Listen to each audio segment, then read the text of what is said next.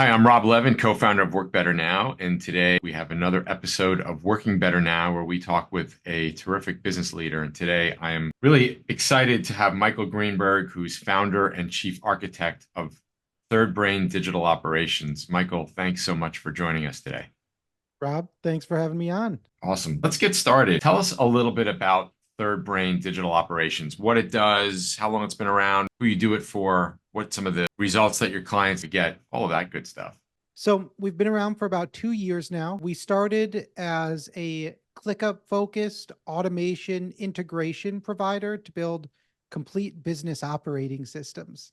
Kept getting referred different types of work, all in the same vein of what I call digital operations, which is really the intersection of automation, AI, global talent, all of the digital and cloud-based tools that can talk to each other that we work on today. Fantastic. You're definitely speaking our language. It's something we talk about all the time, and that's really what we live, that automation, AI, and of course, global talent. What are your clients like? Are they large companies, small companies? Give us a few examples of like some projects that you do for them. Sure. We work with everyone from a 5-person digital marketing agency all the way up to a $200 million holding company and everyone in between. I'd say the people that we work most often with are high growth companies in professional services, traditional industries like manufacturing, construction, real estate, or digital, like fully digital businesses. I know that sounds like a broad market, but it really is the exact same problem for everyone. So speaking of the problem, give us an example of recent projects are like, so again, we can visualize. Absolutely. Let's use an example that everyone's kind of familiar with, at least. We worked with a home services company, HVAC, that sort of stuff. Client who brought us in had acquired the business. They had 2 locations. They did about 60% of their business through insurance referrals, and the other 40% was direct from consumer. They had no like digital infrastructure in place. They had a tool called KickServe, but nobody kept everything filled out in it. And they really just used it to track payments and as like a basic CRM. Classic small business story, right? Exactly. You know, they're doing a few million a year. We come in and we start by documenting the entire customer journey. So how do they interact with the quoting team? How do they interact with the actual delivery team who's on site? How do they interact with the billing and customer service team? And how does that team interact with insurance, which ended up being very important? We map all that out in a big old flow chart, literally one giant flow chart that Right. loops and goes back and forth everywhere. And that allowed us to say, oh, we can actually automate the inbound lead intake process here by just making sure they fill out this form. We can move this customer support offshore because once you have somebody taking photos and sending them in, they can help with quoting and support without being on site. And we only need our on-site foreman to be like the final decider when it's something that you really need to get up and personal with. All of the quoting and proposal and billing could be at least 50% automated just by tracking every invoice in ClickUp and then automating follow-up messages. We could unify all of their project management, and then we use JotForm to create a bunch of mobile forms for the field teams to send in daily updates. And that meant they could have unified dashboarding. Everything could be built out in one tool. They had an 80% improvement in collection speed. We're able to cut out a few thousand in different pieces of software once we finished integrations. Ultimately, that turned into about 10% on the bottom line at the end of the year. So a 10% increase in net income. Yeah. Did it help at all also bring in more That's business? Yeah. Sorry. increase in net income as related to top line, I should say. Yeah. So about 10% increase in their overall margin. Gotcha. They didn't do much when it came to changing the way they market. It did increase the number of leads they converted because we'd installed HubSpot as their CRM initially, but they said, hey, most of our stuff's on calls. We don't really need all this. So we moved their CRM into ClickUp, and that just allowed them to keep tracking things and then move some of their sales team offshore for follow-up, which I think led to an increase in revenue. I assume so, but ultimately our focus was on building out that bottom line. Gotcha. So really what you did, effectively two things. There was a lot of things involved in those two things, but you took a look at their flow, their operational flow. You digitized as much of it as possible. And then where they can leverage offshore labor, you help them do that as well. Yeah. A big part of their issue was that because the business had been designed 30 years ago, there were a lot of things where, oh, you don't need both of these things in the same role, or this thing can be automated, so this role can be moved over here. It turned out there was more opportunity to go offshore once that happened, but you needed the tools in place for their Sure. team to work, and we needed to actually know what everyone was doing so we could break it out. Gotcha. Awesome. So we're going to come back to that in a second, but where I want to go next is you said the company's 2 years old. What did you do before this? Like, how did you develop this niche in architecting, essentially helping companies digitize, become more efficient and more effective?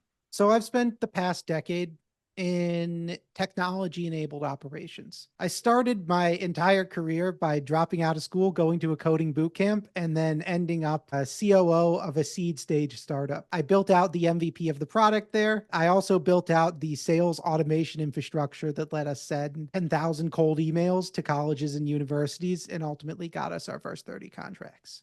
Gotcha. So I saw like, oh, if you understand a business need and you understand technology, you can find or build a tool and fit in there. I spent the next few years consulting with agencies on building software so they could be reclassified as a tech-enabled service, which gave them a multiple on exit, and with startups building MVPs and helping them craft their pitches. Eventually, I worked with a podcasting network. This was about 7 years ago now. Saw the cost of transcription when AI got involved drop from $1 a minute to 10 cents a minute. That was a game changer. I ended up launching a B2B content agency that used podcasting as part of the lead generation process. Built that up and ended up selling the largest business unit just about 4 years ago now. Took a break, recentered, went and learned from a much, much more experienced entrepreneur named Jesse Puggi here in St. Louis. Helped him build out his Twitter and build out operations at a few of his companies. One of my buddies at ClickUp called and said, hey, we need more consultants. We need more content. I said, I think that might be fun to do. And I got a little bit of sponsorship from ClickUp, became a verified consultant. And then Jesse's companies became my first case studies. You kind of bringing a few worlds together, including technology and business process. Yeah, I'd and say that's really the magic combo for me. yeah, and to me, if businesses are not digitizing their operations, all parts of their operations, I think they're gonna have a big problem. So flipping that around, you talk with businesses and you work with businesses every day. In general, what's the opportunity that businesses have with digitizing across different departments as well as with offshore talent? Am I allowed to share my screen? Sure. I got some slides. I don't think we've ever done that on a Working Better Now video, so let's go for it. I've just made slides to describe this after like a year of just talking about it, and I want to show them off any chance I get. So we've already talked about this, and it's important because it turns into money. It's just like a direct, you put money in, you invest in this sort of operational infrastructure. The more scale you have on the business, the more leverage you get in ROI.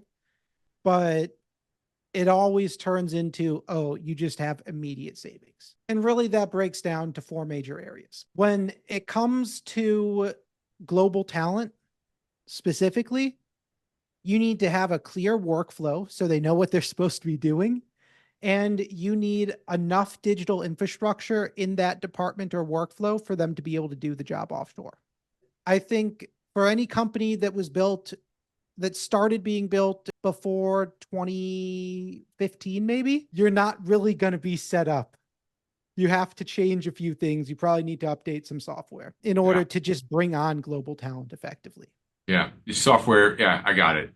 Software that has automation, API friendly, so on and so forth. I've got a client right now who just bought a 40-year-old business that literally runs on carbon copies for most of its client proposals still. I haven't even heard the term carbon copies in 25 years or so.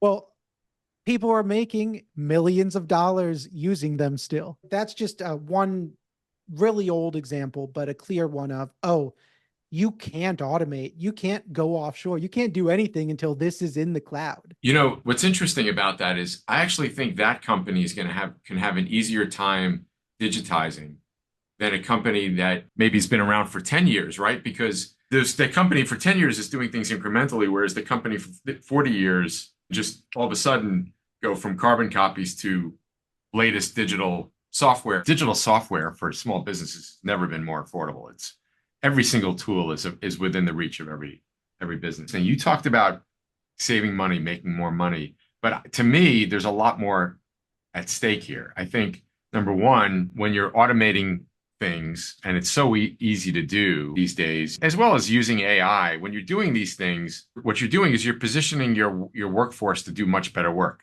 right? Because instead of doing the routine tasks that don't require a lot of brain power, they can now put their brains to higher impact activities. But also, you're probably seriously improving your customer experience because your turnaround time goes way down, right? And everybody wants things yesterday. I call it the Amazon effect. You're making less errors because it's automated. So instead of, copying and pasting manually, it's all being done automatically. So I think there's a lot more at stake here. So much so that I think companies that aren't leveraging these technologies in a few years are going to be at a very serious competitive disadvantage. Absolutely. There's an e-commerce email agency I work with. So they just work with direct to consumer brands and they just do email for them. Very niche. Yeah. But we came in, we streamlined their workflow, doubled their client capacity per team, 5x the number of deliverables they send for their clients. And that's just direct more emails, more money for the client, better results. I like to say it's boring, it's unsexy. It's really just digital transformation for the new tech stack. The amount of automation and AI you can implement now makes it non-optional. Like the last generation, you could be like, oh, okay, we'll just do it all on paper. We'll just use Excel and you can get by. But now, if you're doing that, you don't get to deploy that next AI agent. You don't get to deploy that internal chatbot. You don't get to have all of your team's client information at their fingertips. And when your competitor does, you start losing. Yeah, plus the impact on margins, right? You're going to see savings on the bottom line. And as so many industries are seeing compressed margins, to me, technology and of course, offshore labor for small businesses, again, it's just going to be, unless you want to watch your margins disappear, it's a must. I think of it in orders of magnitude. It's like moving labor offshore, even partially, is going to be an order of magnitude in savings. Moving labor again to just AI, so you're just paying for compute power, is once again another order of magnitude in savings. Yeah. People think that AI is free, but you're really comparing $30 an hour to $3 an hour. Let's just say that there's some people watching this and they go, okay, I get it. You convinced me. Where should they start? Favorite type of question. So I think you actually have to start by understanding what you are trying to do and the skills required to do it effectively. Because you're probably not just doing automation. You're probably not just doing AI. You really want to build a culture of your team adopting this technology, and you want to make like a strategic level decision on where you're going to implement this first to make some sort of major impact, a big win. Because you have to take everyone along. Great advice. Great advice. Because even a little win builds momentum. And I love what you said about building a culture of innovation. Well, it's not even innovation, automation, again, leveraging AI. We did this, not long after chat came out in early 2023. I realized this was going to have a major impact on our business, our clients' businesses. I just instructed the team to start experimenting. Just have fun and experiment with AI. We've been automating for quite some time. Just yesterday, was probably like our 8th or 9th monthly AI show and tell. So we have people competing to present what they're doing with the company with AI. And people love it. It's one of the most well attended, optional meetings that we have. And we've done that. We've built a culture of integrating AI in the company. And then as new tools come out, it's that much easier to incorporate them. The way I think about it is like, in order to get to the level you're at, you already need 10 other boxes checked. Like on a scale of 1 to 5, you're already at a 5 in terms of, and I hate to use like old enterprisey consultant words, but we're really talking about digital maturity here. I hate to say it because I don't want to show my cards. We're really talking about where are you in terms of this is what the cutting edge of technology will do for you today. And this is what your team actually has in play. And where are you on that? And I think it starts with usually the business leader, but it could start with somebody else within the company saying, this is important. Here's the thing about me saying to the team, we have to start figuring out how to use AI. I knew I wasn't going to be, I'm one of the older guys in the company, if not the oldest guy in the company. I knew it wasn't going to be me figuring this stuff out, but I knew that my digital native team was going to figure it out. So I think that's a message to business owners. You don't have to figure all this stuff out. You just have to say this is important and empower people or bringing outside resources to help you execute on it. I've got a client who's a high growth, a technology company, but it's like physical packaging technology. They do a lot of manufacturing and stuff. Right. The whole team comes from traditional industries. They don't know anything about digital. They don't want to, but they have a WhatsApp bot where their sales team sends in a voice note. That voice note turns into automated meeting notes for any client meeting they have when they're in the field. They have auto-generating purchase orders based off of internal structures. They are the business experts. So they can come to us and say, hey, we know this is a bottleneck. This is a problem. This is where we need infrastructure. Come in, check it out, and figure out what you can do to improve it. And that's a magic relationship. This is, I think, a big thing that people sort of miss with this sort of implementation is that it's actually very difficult to do. If you're working inside of a department, it's very difficult for somebody to make that change internally effectively. And even if you're building an internal team, I generally recommend people build it of like an internal consulting team. So that way they can deploy to solve a specific problem and bring this unified skill stack to the front of, oh, they have the operation skills and they can design a workflow and they understand technology. That's really like 3 people. Or 4 people. And it's often easier to have 1 or 2 of them internal as like floating consultants and then have the rest of them as freelancers. I'll end this on just a quick note because you never know where these people are. And what I mean by that is my partner's old assistant, Silvana, it was very obvious to us, maybe 2 or 3 months on the job, if I'm getting the timing right, that she had these great natural abilities to figure out processes and then figure out technology to make those processes automated and more efficient. She's now our director of IT and special projects. She's doing exactly what you said. And she was an assistant role, which of course is a critical role, but you never know who in your company might actually have these abilities. You just have to kind of help ignite the spark and turn it on. I can tell you, they are almost always assistants, project managers, or like operations generalists. They're floaters. Yeah, this has been fantastic. What do you like to do when you're not working? I've got a 2-year-old large dog, still very energetic. I like to cook a lot. This is maybe a blend of work, not work. I like to review restaurants. And I got a little annoyed with Yelp this past year because I stopped writing reviews for 6 months and they decided to remove my special status. And so I had my team build us a chatbot that takes all of my reviews, and I'm relaunching that as like a little food review website for myself. Very, very cool. Michael, where can people learn more about you and Third Brain Digital Operations?